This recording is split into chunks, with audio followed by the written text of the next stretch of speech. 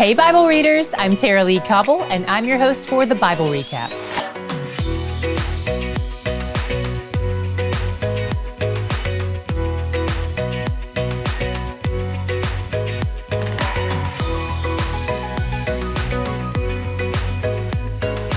For most of this book, and in fact for all of the rest of it, God is the only person who speaks. He's talking about holiness, which includes but isn't limited to cleanliness. He gives laws about how people should live in community together in a way that is both civil toward each other, horizontal laws or man-to-man laws, and laws about how to live honorably toward God, vertical laws or God-to-man laws. He starts out by restating a few of the 10 Commandments. If you ever wonder why God repeats himself so frequently, just stop for a second and think about how quickly the Israelites forget. Or honestly, it's probably just blatant rebellion.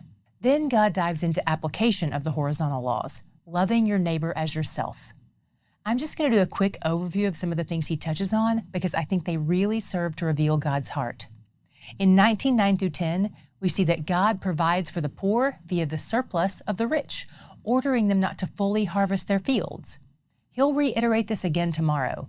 And by the way, this is one of the laws that brought Ruth and Boaz together. We'll read their story in a few weeks. In 19:14, God speaks specifically against injuring people in the area of their weakness.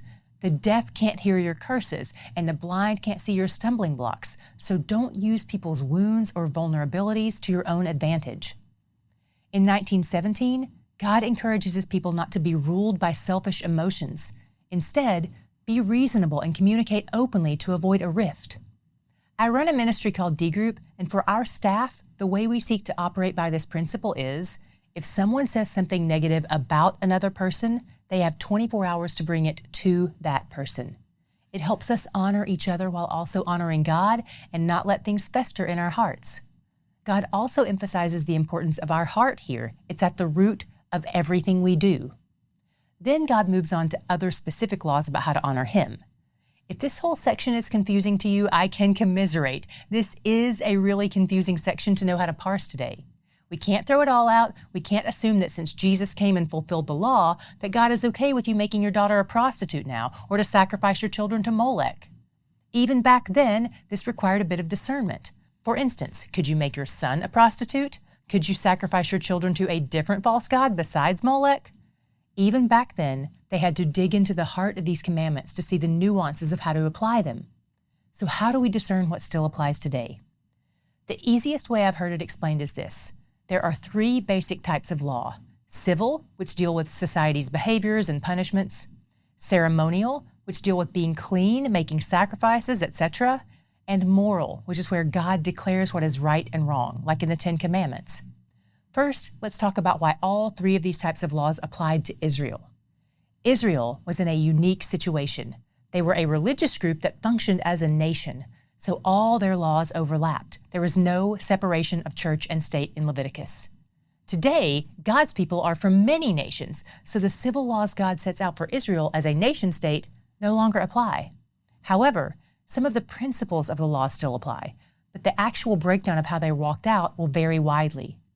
The ceremonial laws were all fulfilled by Christ, so we no longer need those. There are no more sacrifices because Jesus was the final and complete sacrifice, covering our sins, past, present, and future. And while the moral laws were also fulfilled by Christ, the moral laws reflect God's character, so they're not going anywhere. We're stuck with those because God's character toward his people applies to people of all nations, and it never changes. We even see Jesus not only emphasizing the moral laws, but even digging deeper on them. He pointed out that the heart behind our actions matters too, not just the action itself. If you want to read more about these laws and their distinctions, we'll link to a short article about this in today's description box. It's really helpful. You definitely want to check that out. All that to say, since rules like not wearing blended garments and not getting tattoos were about staying ceremonially clean and about being set apart from the nations around them, those laws no longer apply. Jesus fulfilled all those ceremonial and civil requirements. If you don't know what kind of law you're dealing with and whether or not it still applies, try boiling it down to the reason behind it. What was God's motive and heart behind this? Let's look at an example. 20:10 says, "If a man commits adultery with the wife of his neighbor, both the adulterer and the adulteress shall surely be put to death." So what kind of law is this? On the surface, it's definitely a civil law because it doles out a specific punishment to be enacted. However, we know from the moral law that God hates adultery. So what do we do here? We keep the heart of it, the moral aspect, to not commit adultery, because it's clear how much God hates it. But we lose the civil punishments attached to it, meaning we don't kill the adulterers.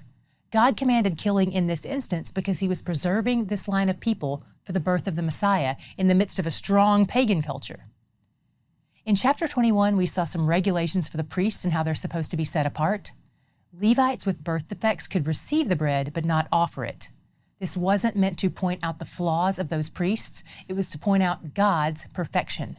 Remember, there were even rules like this for the priests who didn't have birth defects. They had to wear certain things, enter at certain times. Everything had to be very specific. No priest got a pass on honoring God's perfection and holiness. So what did you see about God today? My God shot is from 21:15, where God says, "I am the Lord who sanctifies him." We first saw this phrase in Exodus 31:13, where it actually is one of God's names, Jehovah Mekodishkim, the Lord who sanctifies you. The Hebrew used here is a little bit different than in the proper name of God in Exodus 31, but it carries the same meaning. God is the one who cleans us up. Honestly, after reading a bunch of civil and ceremonial and moral laws, that's exactly what my heart needed to be reminded of. He is the one who sanctifies me. He is the one who cleans me up. His Spirit lives within me and is conforming me to the image of Christ. I'm not left here to pull myself up by my spiritual bootstraps. That is not the gospel. If you're feeling the distance between His holiness and your uncleanness, take heart. He is at work in you. It's good that you see how far you are from His perfection. That's humility, and that will make you all the more grateful when you fix your eyes on the finished work of Christ on the cross and on the continuing work of His Spirit within you. Praise God, He cleans us up because I can't do it myself, and I want to be near Him. He's where the joy is. We've heard from several of you who say you want to help financially support the Bible Recap, but that you aren't interested in getting the perks that come from being a recaptain. If that's you, thank you. That's incredibly generous of you. And so on behalf of me and all our team and every single person who watches or listens or reads every day, thank you. You are part of what helps TBR keep coming to everyone on a daily basis. So if you want to do that, here's how you do that. Just click on the contact link on our website, thebiblerecap.com. It's going to walk you through the whole process. We'll also put a direct link in today's description box. On that same page of our website, there's a place where you can send us snail mail if that's your preference. So if you want to reach out that way, again, thebiblerecap.com/contact or click the link in the description box.